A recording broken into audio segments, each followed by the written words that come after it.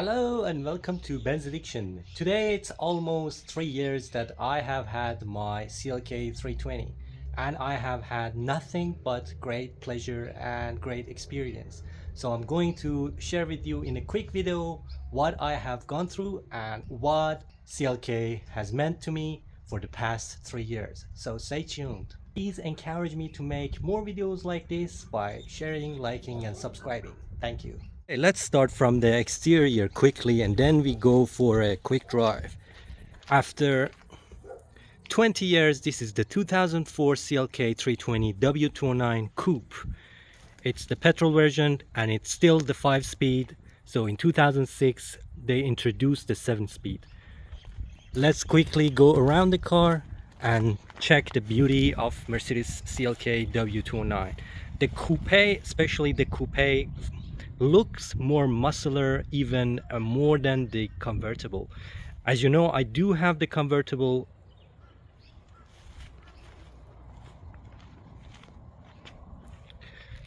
Honestly, I love CLK from any angle, from all 8 angles. It looks beautiful, and even the interior looks very nice.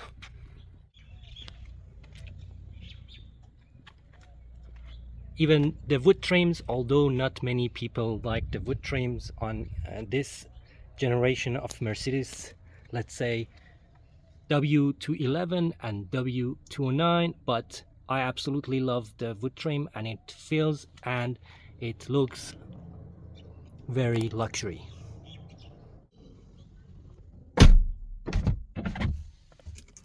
Okay, the CLK W209, the 2004.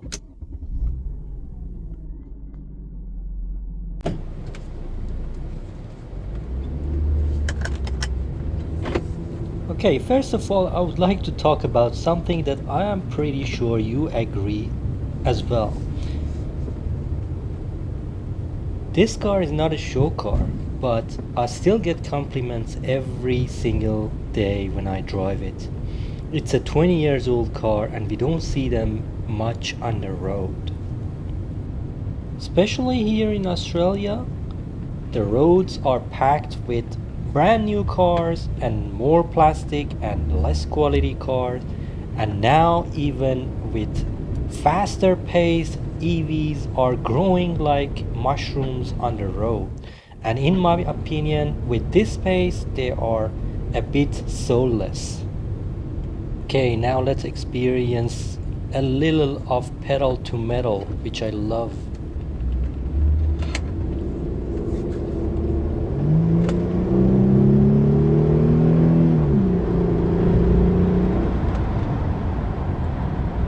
And although this car doesn't have the sport package and big brakes, it stops the way it goes, and that's a great thing about it. 0 to 100 only takes 7.7 seconds, which is fantastic in this CLK 320. 100. Next thing I would like to talk about is the visibility. The lack of B-pillars means that you will have great visibilities driving this car around, and this is a great thing for especially city driving when you like to do all those shoulder checks. Also, I think the suspension is very well tuned, although I always like, a bit of more comfort. This CLK is more towards sport settings, at least for the roads of Australia, but regardless of that, the ergonomics, the comfort is very well balanced.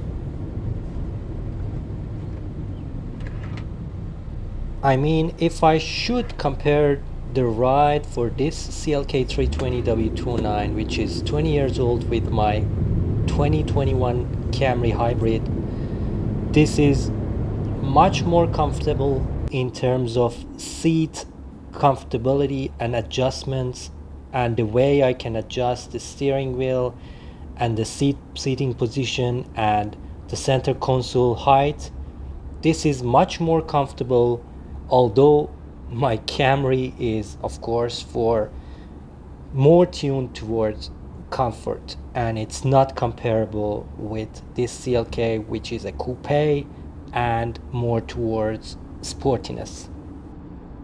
And of course, for those of you who are looking to buy one of these CLKs, even the 200, 350, 320, 555 or 63, or the diesel versions, I have done a lot of maintenance and parts replacement on this car so far, and it only has 127,000 kilometers.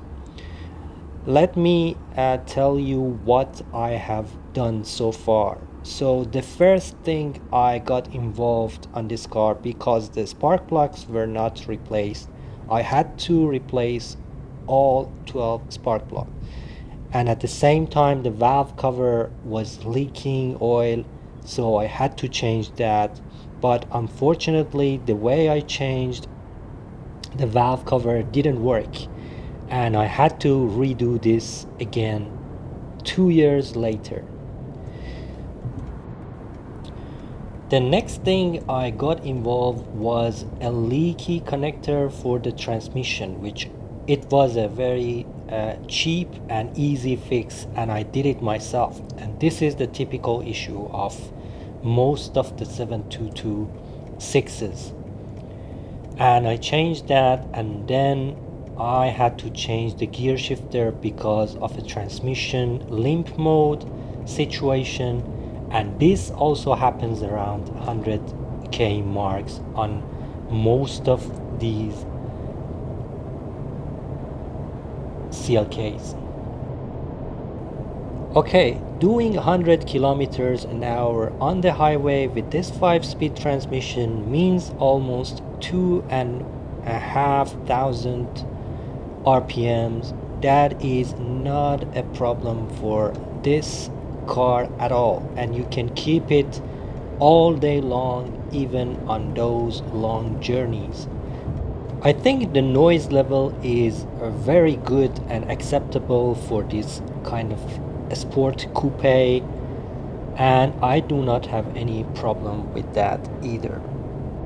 Back to the topic of maintenance and parts replacement, I have done all the fluid and regular servicing of this car, and the only unusual thing I have changed was few sensors like camshaft sensor, crankshaft sensor, and airflow meter.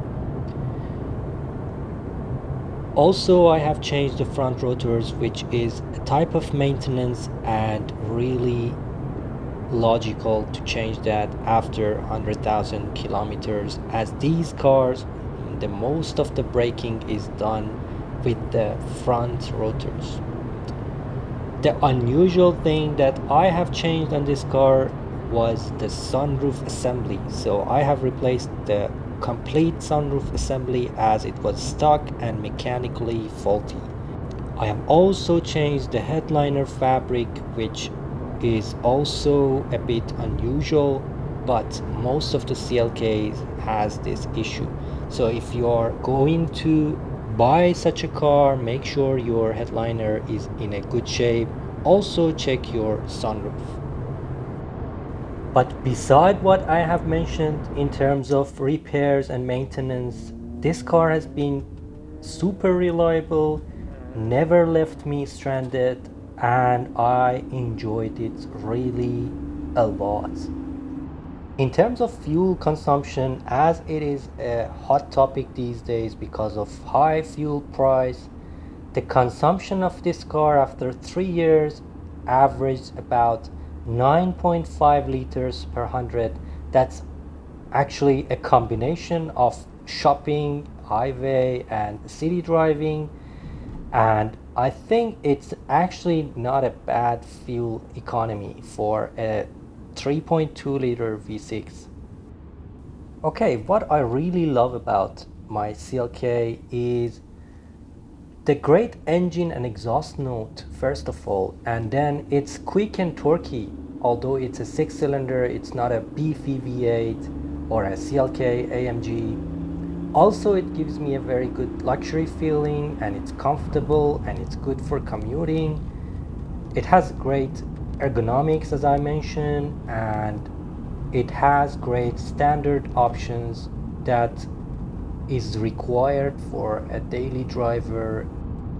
And one last thing I want to mention, if you are new to Mercedes or if you are going to buy one of these cars, even if you want to buy a W211, I would suggest you to go ahead with M112 or M113 engine based on your budget and the usage you are going to have. These engines are bulletproof, and I can suggest you to avoid the 2005 and 6 CLK 350 and 550 for the first 3 years if you can.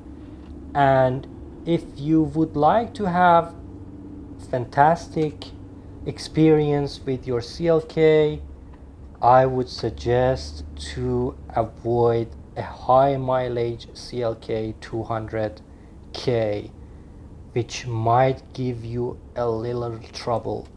But that all depends to the mileage and the way the car is kept. But in my opinion, M112 and M113 are mechanically the most reliable engines you can buy. Okay guys, thank you so much for watching this video so far. Please watch my other videos for all the repairs and reviews, and have a great day.